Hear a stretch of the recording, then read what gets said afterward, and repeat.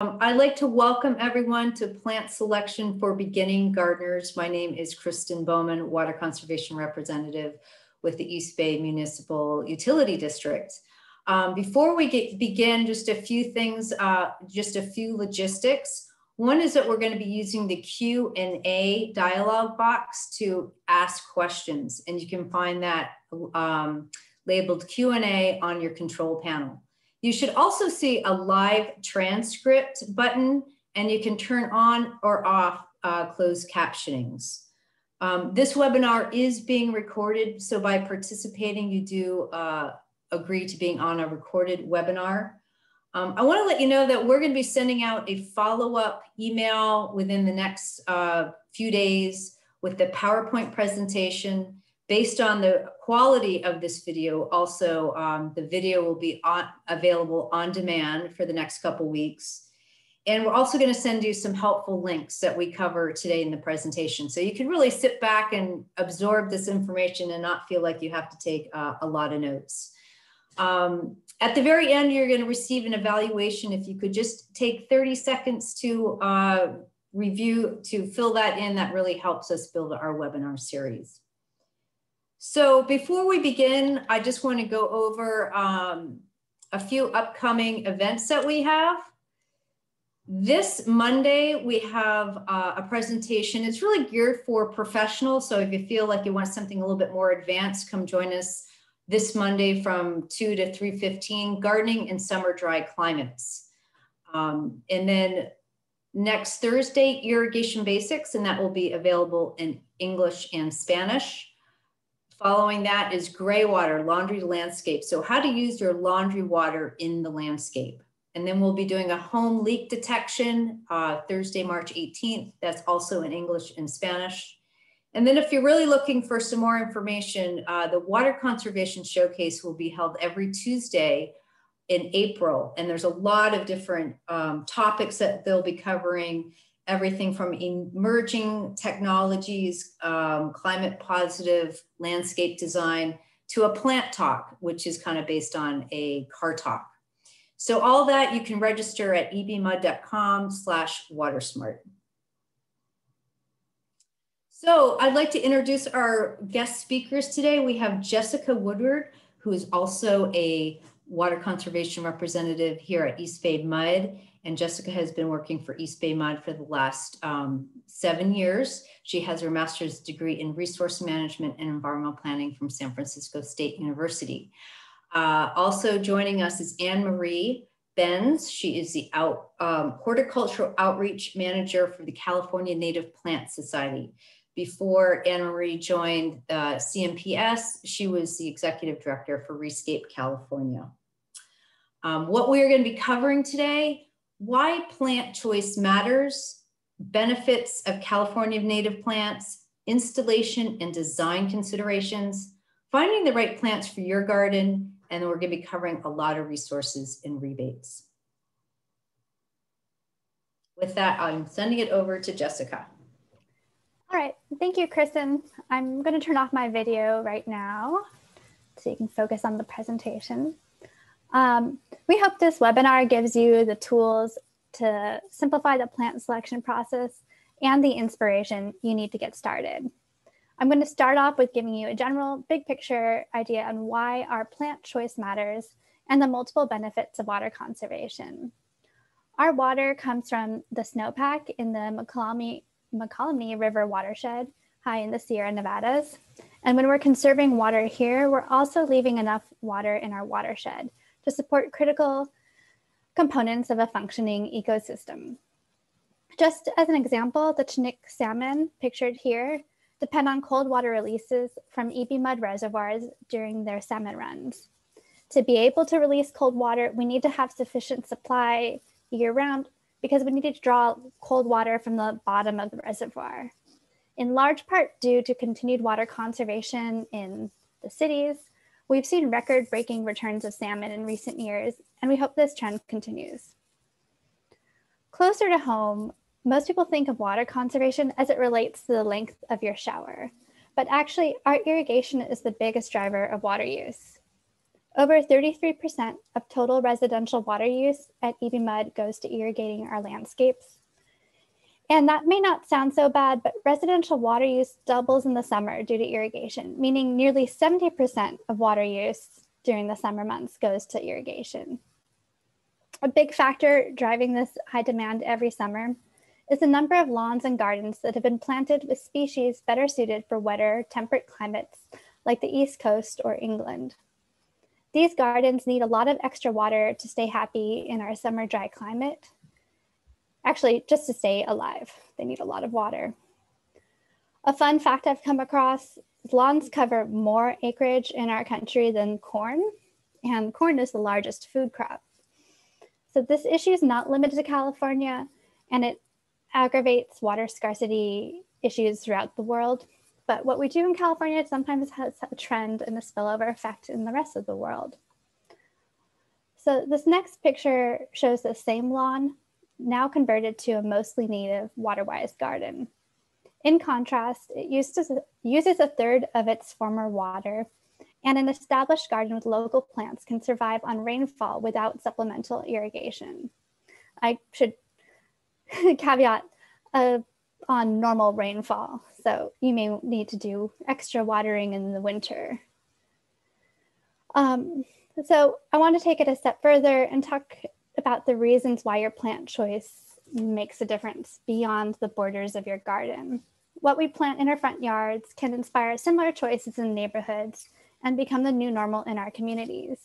Studies have shown, studies from the last long drought, have measured a spillover or multiplier effect. When one household converts a front lawn to a low water use garden, other households on the same block were 5 to 7 times more likely to do the same. During the last drought, so many people in the East Bay converted their lawns that we saw a big shift in people's perspective. People increasingly reported seeing water-wise gardens as more beautiful than high water use gardens. And beauty is one of our biggest reasons for choosing plants. Creating a new norm is a big deal in California because we have a very limited and increasingly unpredictable water supply.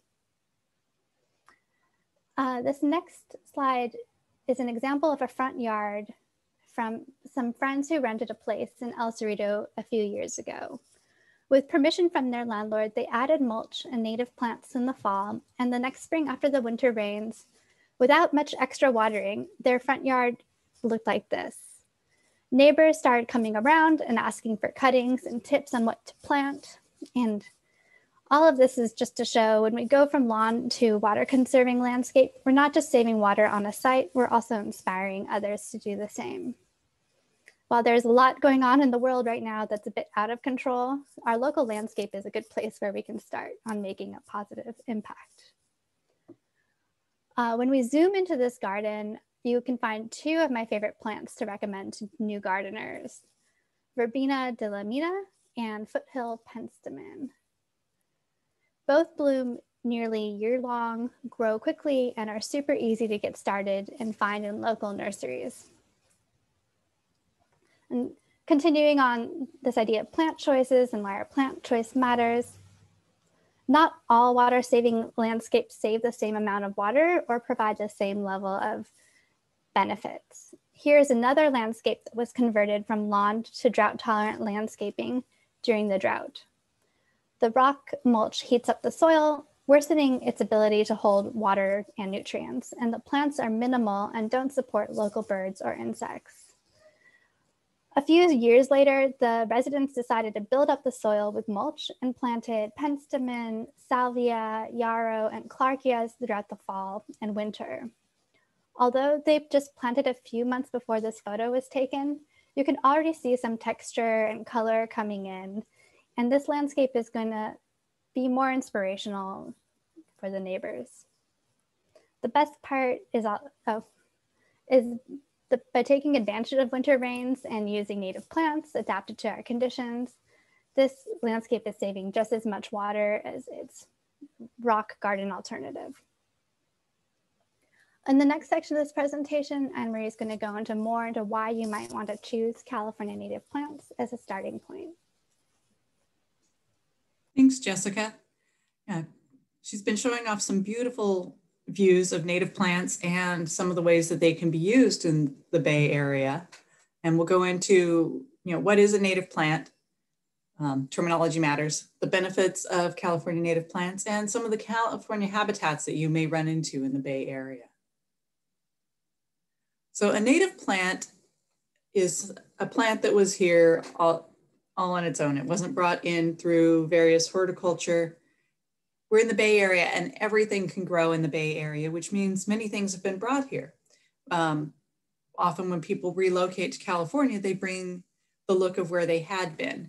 However, a native plant is something that has co-evolved with the birds, the animals, the bees, the soil types, the microbes, the whole bit for that area. So they depend on the plants and the plants depend on them as well.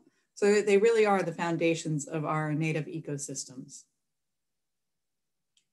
And we often talk about California as being a Mediterranean climate. And if you look at kind of the latitude across continents, we are more lined up with some of the Mediterranean areas. We are now calling it more of a summer dry climate, meaning that we really get just one rainy season a year. Most of California doesn't get monsoons on a regular basis. So we have to rely on what we have, particularly in the Bay Area, on what we get over the winter. Some winters are better than others. This current rain season is looking a little bit shallow. Hopefully we'll get a little bit more next year, but it means we need to choose plants that will be adapted to a potentially wet winter, but a hot, dry summer.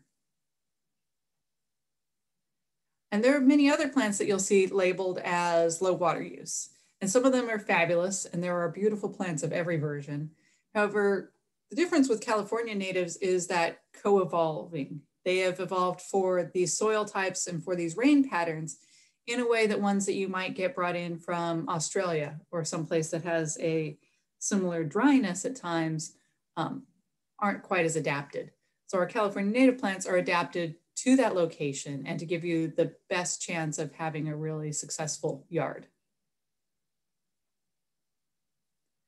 And we talk about all these different parts of your landscaping, and it used to be a lot simpler.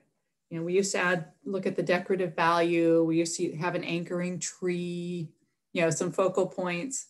And now we're asking a lot more of it. We're asking for pollinator habitat. We hear so often about the dangers of bees.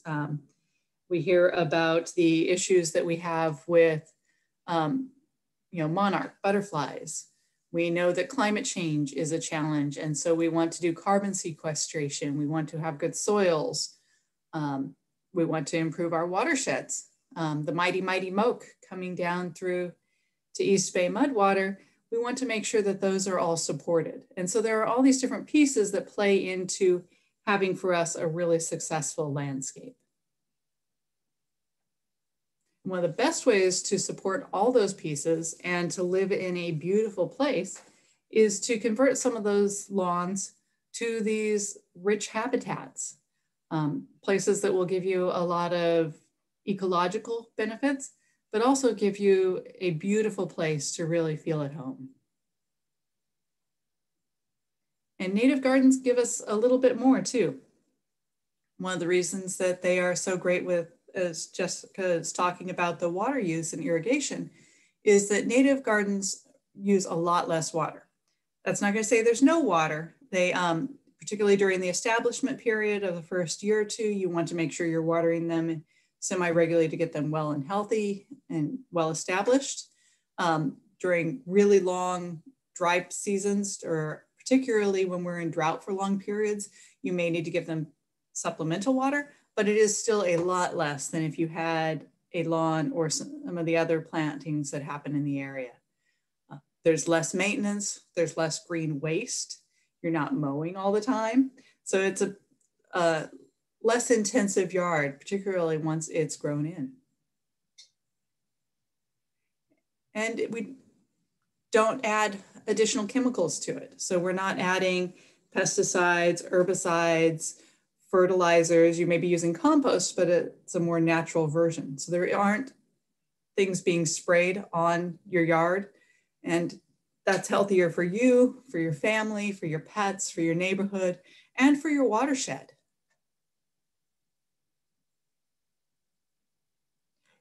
I heard a wise person say recently that biodiversity is biosecurity, and that by really providing a biodiverse landscape, if we all are putting in pieces of biodiversity, we have a stronger world in general. We are supporting all these other pieces of habitat through the birds, the bees, the monarchs, all of those that are also supporting us in a healthier landscape. So native plants are a great way to install pieces of biosecurity in your yard. And California is really special in that way. A third of our plants aren't found anywhere else. They're unique to California. They have developed here. They've co-evolved.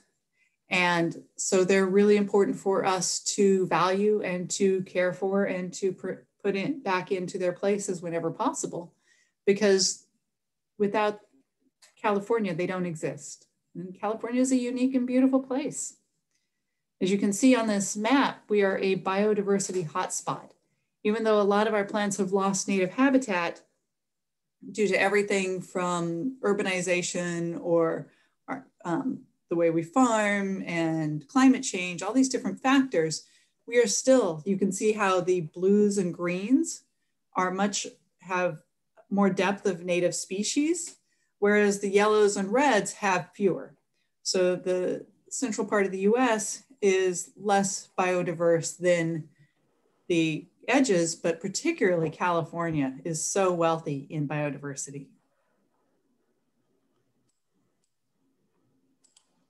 So we have a poll for you, wanting you to guess how many different butterfly and moth species does a coast live oak tree support, a native oak tree? See the answers coming in here. Give you a few more minutes to guess on this, or maybe you know, maybe some of you know.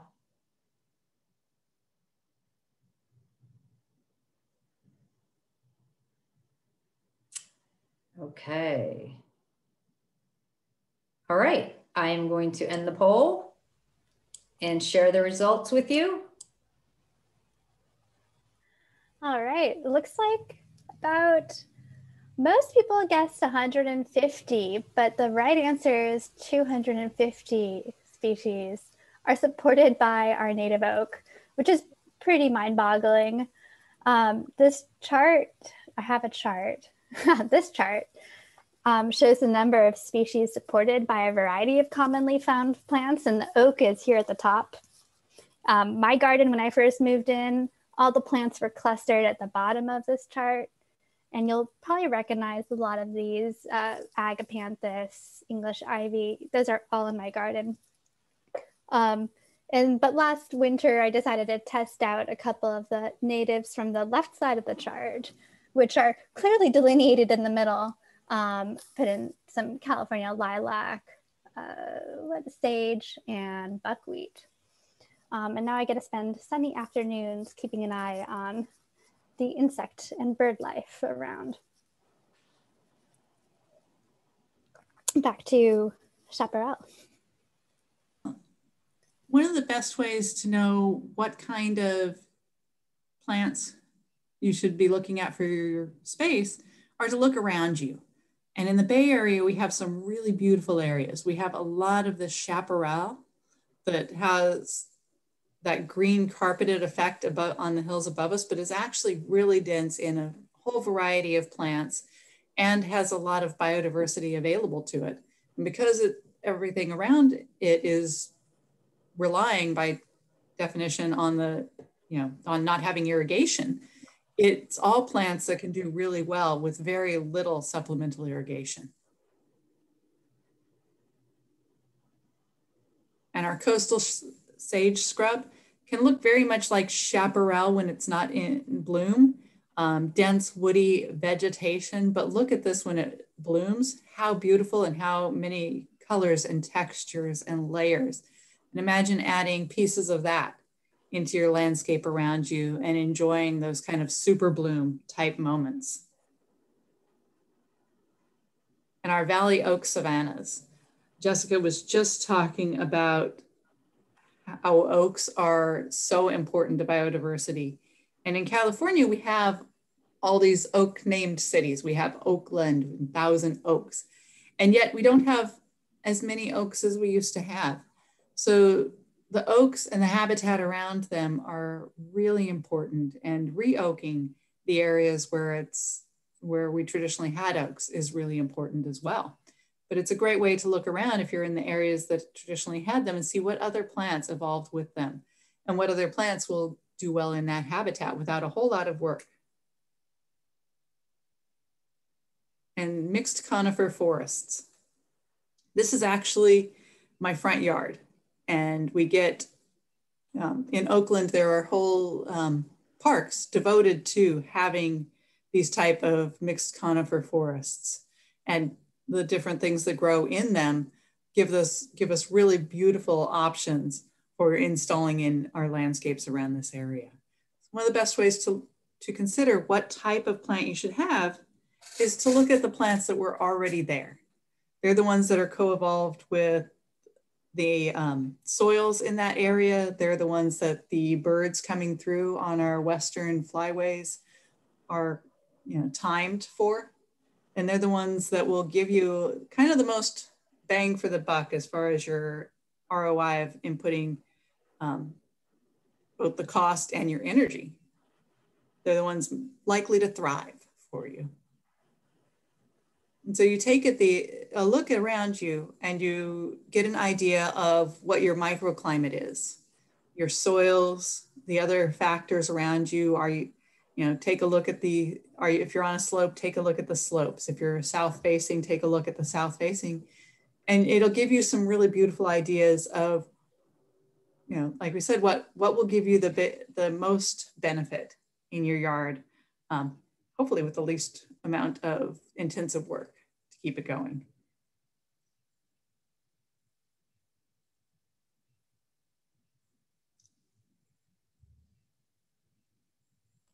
So we'll take a minute here to take any questions. I don't see anything in the Q&A. So if we don't have any questions right now, we can move on into more information about plant selection. And I don't see anything, so I think we'll just move on.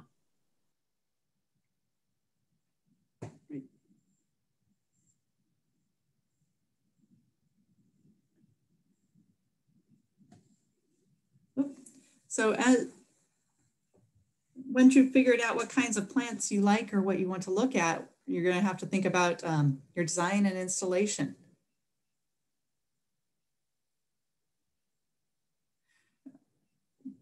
One of the easiest things to do is taking out your lawn, or it can be one of the easiest things.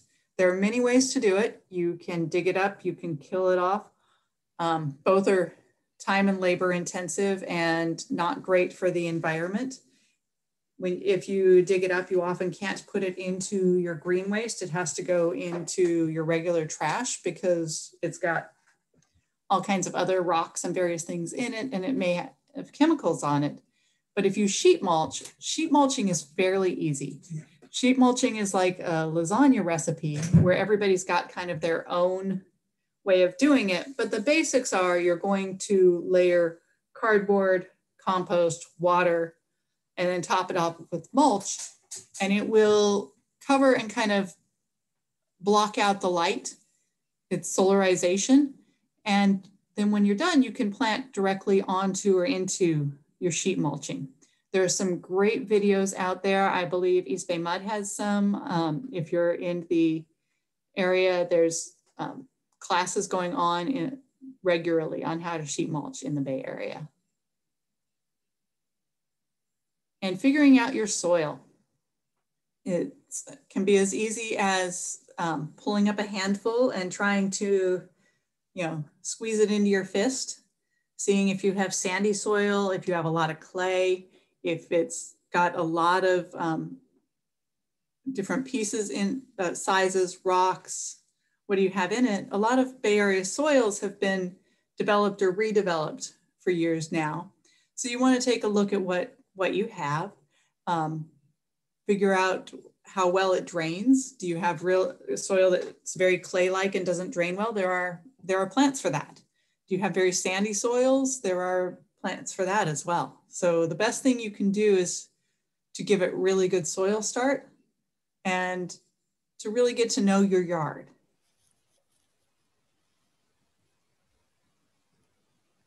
And then being part of California Native Plant Society, I'm obviously a huge fan of planting native California plants.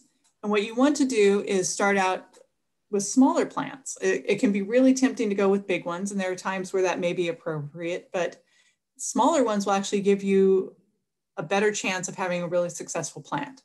They'll adapt to your site. So you're going to do, as this says, dig a hole twice as wide, half as deep, and then you can see in this picture where they've got like a little kind of donut around it. And what that does is when there's precipitation, it kind of holds it there around the plant roots and the plant roots. And what you're really doing when you're watering or when you're giving it this little bit of extra water from rain is watering the soil so that the root system can pull it out of the soil and take it up. So as you're planting, think about how you kind of direct a little bit more water right around that root system.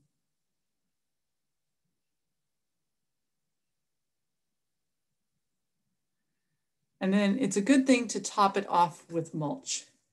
Mulch will cover the soil to keep it from getting blown by wind, beat by heavy rains, hit by the sun and baked. So you want to make sure you've got a 3-inch layer of mulch whenever possible over the top. And we'll go a little bit more later into the native bees and how you free up some space for them. But topping most of it with mulch is good. And then part of with biodiversity and with choosing plants is choosing good plants for pollinators. Part of doing that is having plants that, one of the best rules is have different colors, different heights, and plant in masses. If you're a bird or a bee flying overhead, you may not see one of each different color, but you're going to see a mass of purple or a mass of that bright orange poppy color. And so getting different plants grouped together and then having plants that flower throughout the year will give you the best chance to bring in those pollinators, and the pollinators will help the plants to do better as well. For attracting butterflies and moths, they like things that they can kind of hover down onto. They like the big flat landing pad flowers. They like brightly colored flowers for butterflies, a little bit more subdued ones for moths. So having a variety of that in your landscape as you're planning it gives you a chance to put together a whole palette for your garden. There are some symbiotic relationships between ants and butterflies. So you may see some ants coming onto the same plants that our butterflies are on. As long as they're within manageable numbers, it's not anything to worry about. And hummingbirds. Outside of one of the offices that we have at home, there's this tree that attracts hummingbirds, and it's like having our own wildlife park. It is a beautiful way to spend the day. They like those tubular flowers. They need ones with a lot of nectar, and they also need the things that attract all the bugs. Plus, if you have mosquitoes around or things like that, they are a great way, if you're attracting hummingbirds, to keep those bug populations down. They'll kind of do it for you. They also need a water source. Having a good water source is a terrific way to do it. If you've ever been to like the Lake Merritt Gardens, they have, I believe, this giant egg made out of soapstone that just kind of has water seeping out of it. Bird baths, there are a lot of different ways to do this. But having a water source, having seeds, berries, leaving down some of the nesting materials, not automatically picking up the twigs or leaves or things like that that birds can then pick up and use in nesting materials can be terrific too. And then having plants that kind of bloom during the site the seasons when birds are coming through the area. And California has 1,600 native bees. That seems like an insane number for different types of bees. Most of them are not the bees that we think of. They're not the honeybees or the bumblebees. They're singular ground nesting bees or little hole nesting bees. And so when you're putting in that mulch and you're covering it with 3 inches because it's terrific for most of the yard, you want to leave little areas where you can attract some of these native bees. Bees are our friends. Generally, if we don't mess with them, they don't do anything to us personally, but they're terrific for the landscapes. And we know that they're super important to support them as much as possible. So giving them little spaces under the edges of hedges, near the edges of trees, things like that, where they can have access to that bare ground are important. And not using plastics, weed cloths. So here are some tips for as you're getting ready to plant. The most valuable thing you can do when you're planning out your landscape, the most important thing you can put on it is your shadow. So really get to know your yard. Go out there and, take a look at where does the sun and shade go? Where does the water flow? And then start thinking about this. Start thinking about how you lay it out. It's great to even draw it out. I am that kind of a nerd who likes to draw things out and get a concept of where they're going to be. Scale your plants to what size they're going to grow into. Grouping them in odd numbers.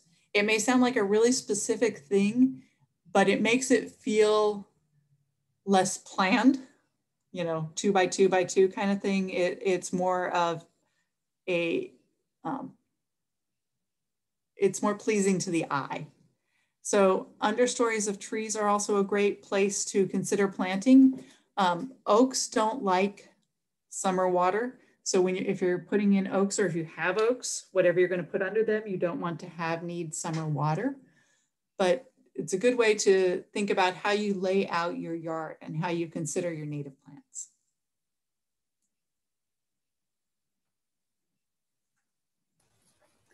On a similar kind of theme of laying out your plan, when you're choosing plants, you need to also think about the garden microclimates, because you want to group your plants by their eventual water requirements. This practice is called hydrozoning, and it's actually pretty intuitive. A lot of nurseries will also group plants by hydrozone, so their sun and shade and water needs. You can do this yourself by asking the questions that we just touched on, like where does the sun hit your yard? Are there areas shaded by existing trees or structures? What happens to the water on your landscape when it rains?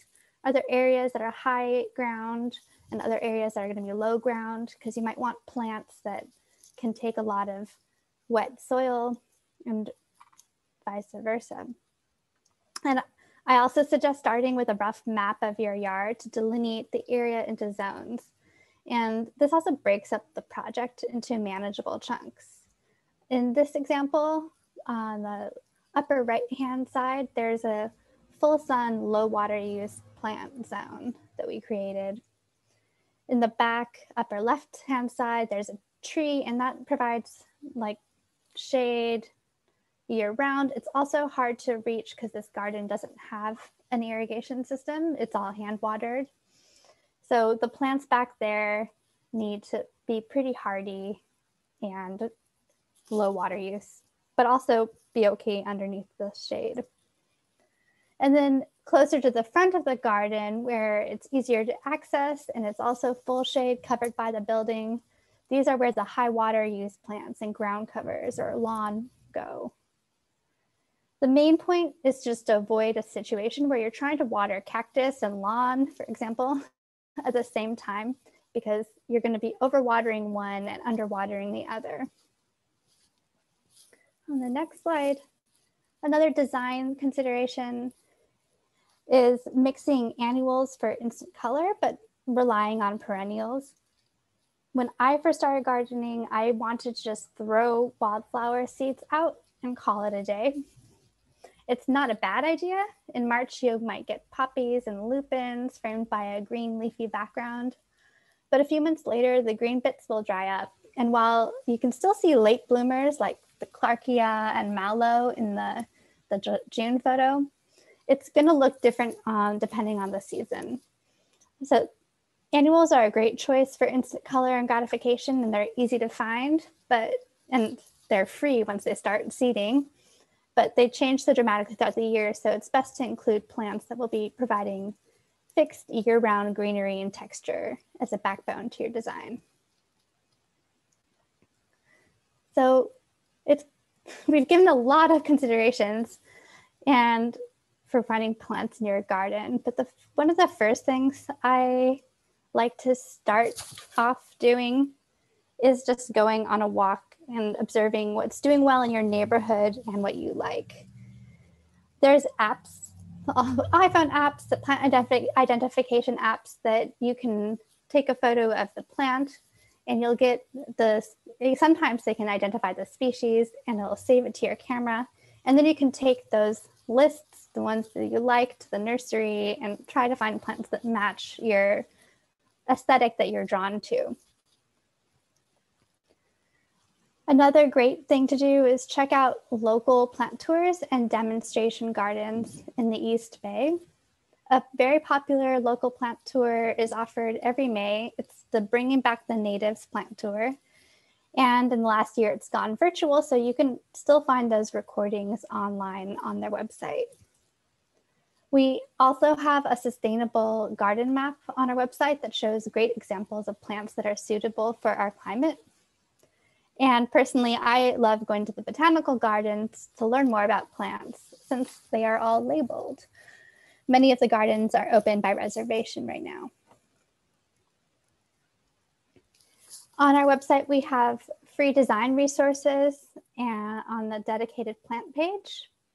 For instance, this is a CNPS native landscaping planting guide that helps you get through some of the barriers of creating a design.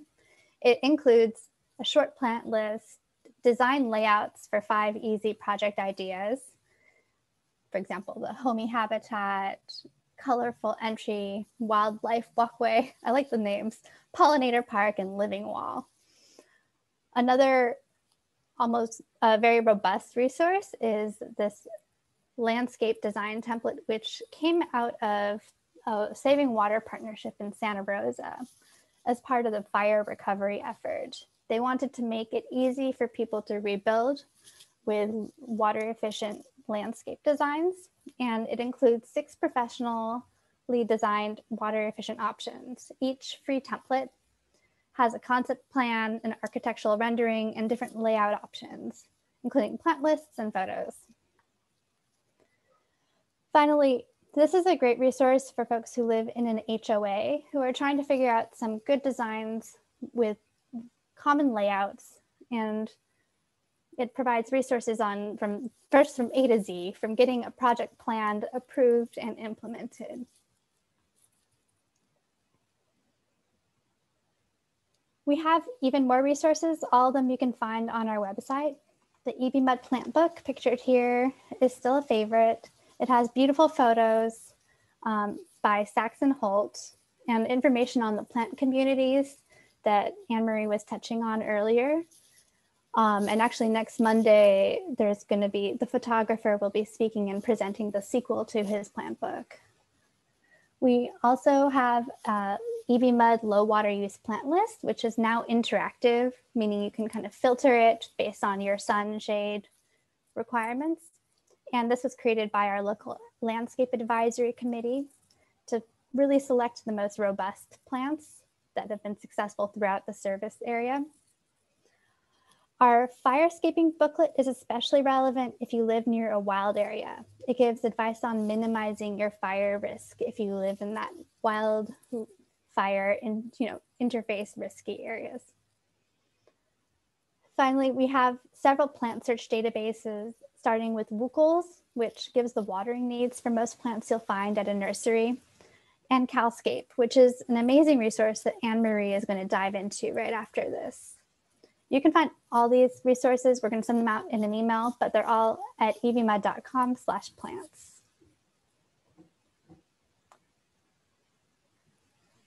Great. And now we're going to talk about how to find some of those.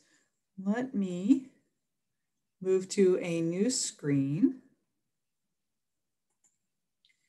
And here we are at Cowscape. It's cowscape.org. It is a native plant database that can be really powerful. You can put in any address that you want, and it will give you a whole list of plants that are appropriate to that location. This is built off of botanist lists that everything on here has been found within 10 miles of the spot by at least 2 botanists. There's a whole database in the background, but you can see if you put in an address, it will give you all kinds of plants. It can be overwhelming. 760 plants, too many to choose from. So we go into the advanced search. You can check, let's see, I want some annuals. I would like some shrubs, some trees, some perennials. And maybe I'll throw in a couple of succulents. And my yard, for the most part, here is partial to full sun. I have kind of medium drainage. I want something, because we're here with East Bay Mud in particular, but regardless, to do the right thing, I want extremely low or very low water. And realistically, I want fairly easy care, or if I'm truly honest, it's going to have to be very easy because it's not going to get all that much attention after a while. I like things that have birds or bees or butterflies or hummingbirds. So I'm going to put in, and you can choose all kinds of things. I'm really narrowing it down by putting in all these factors, but you can even put in, if you've got a palette you want, the colors, when you, different seasons, the heights, and you go into search, and it gives you these options. It's narrowed it down for me to 46 plants.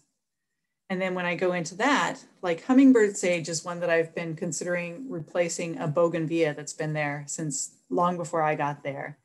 And this bougainvillea has outlived its life. So it's time to put in something new. Maybe we put in a hummingbird sage.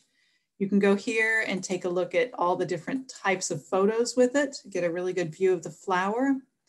You can read about it. This links to a wiki about it. It tells you how tall it's going to get, what it's going to look like. Does it have a fragrance? What color will it be? It tells you about wildlife it supports. And then it tells you about the landscaping information. You know, what does it tolerate with soils? What type of sun does it need? It even tells you what maintenance to do. This one can be deadheaded and lightly pruned in summer if it looks like it needs neatening up. It gives you sunset zones if you're following those. And it tells you about its natural setting. You can even go in and print plant labels. You can print plant signs. You can put together and save them if you register and sign in, which is just a way to keep your information for you. You can put together plant lists.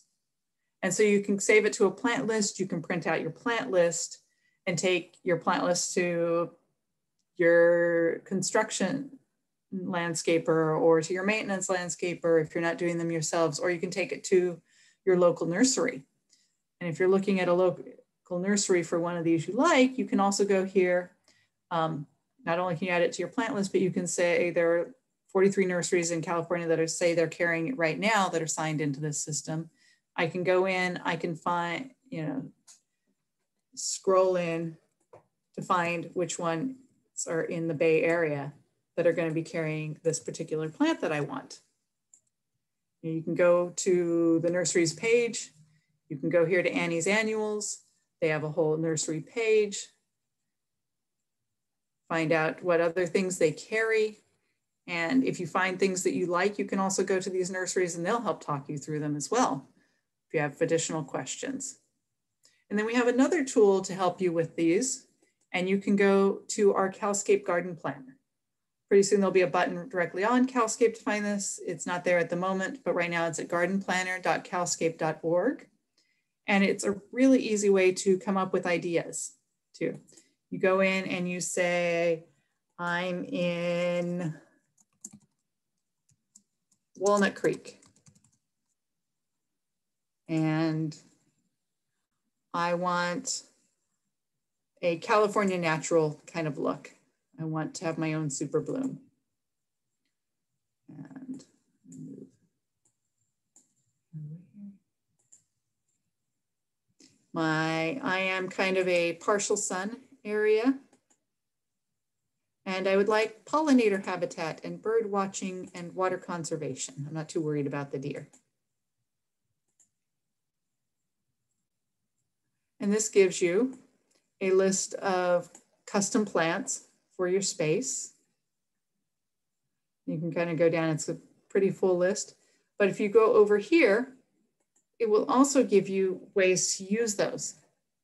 So you can go in here, it lays it out for you. Obviously, these are, you know, kind of a specific design, but it'll give you ideas you can adapt to your site. So a couple of different, you know, here's an entryway that will give you super blooms. And then once you go back to the list, you can toggle back and forth. You can print up the list, you can save it.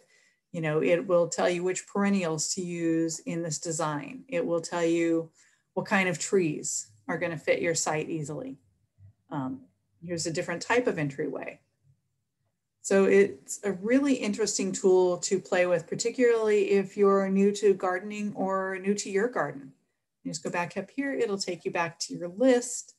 Your list will give you, if it's low or very low water use, it'll tell you what colors it's going to be, and it gives you all these great graphics to tell you what you're going to expect with that yard. So I will turn it back over to you, Kristen.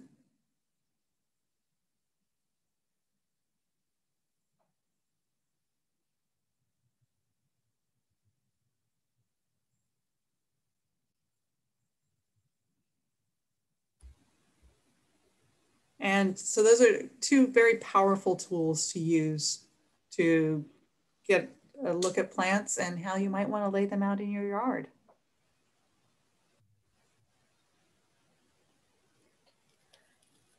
We have landscape rebates to help do these projects, implement any garden projects. So, well, ones that save water. So we offer up to $2,000 for residential properties and $15,000 for multifamily. Our lawn conversion rebate helps you convert a lawn to a low water use garden, and it's based on square footage. So it's 75 cents per square foot. If you're upgrading your irrigation, we have a sprinkler to drip conversion. Our other very popular rebate is to upgrade standard controller to a smart controller, which takes into consideration your local climate when you're scheduling your irrigation. And I think that's it. Well, thank you so much. And just as a review, we have covered quite a bit today, and we do have time. And I see a number of questions has come in the Q&A. So we will be taking the next 10 minutes to answer questions. But just in summary, first of all, thank you very much, Jessica and Anne-Marie. Excellent presentation. We covered why plant choice matters to help save water, improve the aesthetics, and inspire your neighbors. Why California native plants are important to increase biodiversity, which are the foundation of our ecosystems, and they're adapted to dry summers. Some installation and design considerations. Using sheet mulch instead of taking out your lawn is a good way to convert your landscape. Look for plants that bloom year-round, and also remember hydrozoning, grouping plants together with the same water needs. Then it's time to find some plants that are great for your yard, and maybe just take a walk in your neighborhood, see what inspires you, go to a demonstration garden. And as you see, we have a ton of amazing online tools, from design templates to a design wizard, and plant databases that are going to help you find source plants at your local nurseries. EBMUD's here to help you with all types of resources, and we also offer a rebate program. So I'm going to go ahead and take a look at some of the questions that have come in. Do you know of any contracted gardeners that could install residential native gardens? There are all kinds of lists for that. I believe BayFriendly, or not BayFriendly, Rescape California has a list of trained landscapers on their site. Yes, it's a great directory. You can also look at QWEL, Qualified Water Efficient Landscape, that website. And we'll send you, you know what, I'll send out a link to that directory so you can get in touch with a good gardener. What are good options for native flowering trees to plant? Well, part of that depends on where they're at and what they're, you know, there are so many beautiful factors and great trees to choose from. And I think probably the best answer is to go to Cowscape and put in the location and really how high they need it, if they're on, you know, are they full sun or things like that, because there are just too many good ones to choose from. Right now, Manzanitas have been blooming, so those jumped in my mind. And they are gorgeous. This might be something for your design wizard, but the question is, any suggestions for a California native better than Demondia for southern exposure from the Western Cape of South Africa for the curb strip accessed by dogs and pedestrians? So I guess just a better ground cover than Demondia for southern exposure.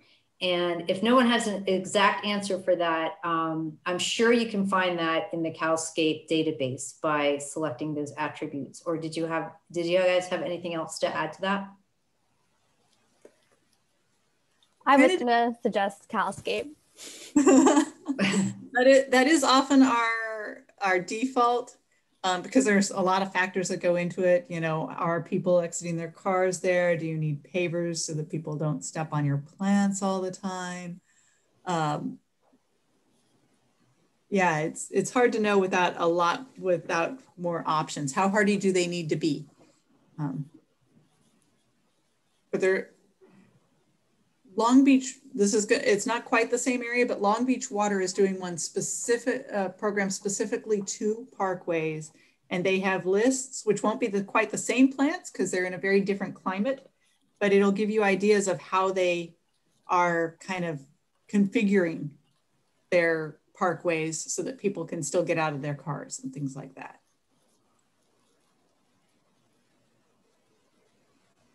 Which is the best mulch?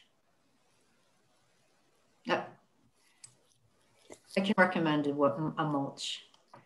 What I've been hearing is you want to go for compost mulch. So a mulch that is not, you know, you do not want gorilla hair mulch. That's the worst kind of mulch. So I would recommend compost mulch. So it has a little bit more compost in it. Sending out a link to compost coupons that you can get a discount on some compost at your local nursery. That's a great way to do it. Yeah, gorilla hair is a potential fire hazard. It becomes tender really quickly. It blows easily in the wind.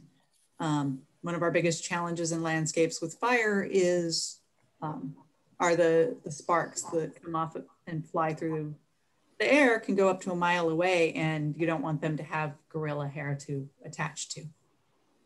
I like mulch that it can be a little bit mixed, so it's a finer resolution, and on top maybe you can put the bigger bark leaves, but it helps kind of speed up the process of degrading if you're doing sheet mulching.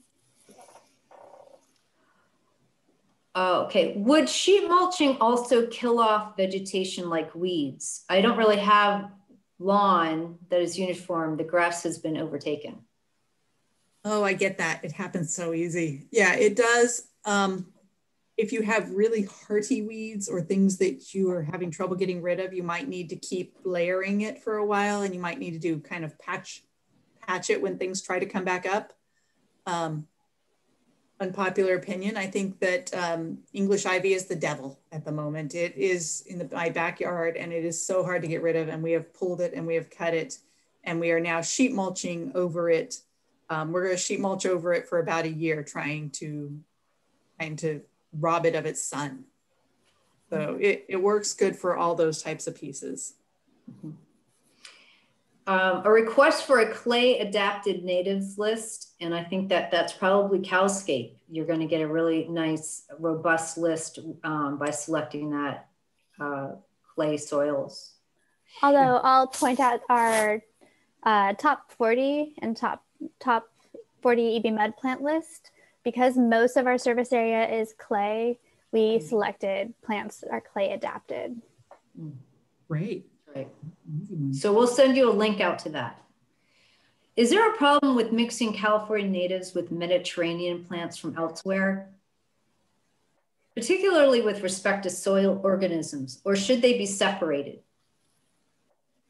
You know, you can mix them in all you want. It's okay to not have a full California natives yard and to replace pieces as needed even. The natives will help with the organisms that are there. And if you already have Mediterranean plants and start adding in California natives, it'll only do good for the organisms in your soil. What was the other plant with Verbena de la Mino? Foothill penstemon. Foothill penstemon. Let's see. There was a question about addressing fire issues. Anne-Marie, me? I can. A full season for us. Yeah, you want to start with a defensible space if you are concerned about fire, and a defensible space is really creating like 5 feet between your house and your vegetation. And then just really good maintenance. So keep on top of your maintenance, not letting too much dead material. And also, you know, keeping your plants well, they don't have to be overwatered, but you don't want to get them too crispy unless that's their seasonal change. And then you would want to prune them back. But also the firescaping booklet that we have goes into depth and it's very good. And we will send you a link on that. Anything else to add on that topic? I think it's just to be aware and to look at your garden through that lens. If embers are going to be blowing into your yard, your roof is probably your biggest challenge, making sure you don't have trees that overhang your roof and leave lots of dry pieces up on your roof is one of the biggest ones you can do. And keeping your garden appropriately watered and trimmed back during those seasons makes a big difference. What are your feelings about planting cultivars for native pollinators? That is a political topic in this world. It depends on which plants and which pollinators. There are groups devoted to most of them. Like Pollinator Posse has some really great information on some of that. When possible, it is best to have the native that's appropriate to your area. It depends on what cultivars are out there and how they've been treated and sourced. You want to be very careful of neonics regardless. Well, I think that will, I know there's a few more questions here, but I think a lot of the resources that we're going to be sending you and the Cowscape website is going to help you with selecting plants that are appropriate for your soil and appropriate for if you're looking for deer resistance and attracting birds and butterflies. We thank you so much for joining us today. Please do take a minute to fill out the evaluation. Join us for the next webinars coming up in the next few weeks. And we will be sending you a copy of the PowerPoint and the video and all of this links to good resources. So be looking for that in the next couple days. Thank you again, Jessica and Anne-Marie. Thank you. Thank you. Thanks for hosting.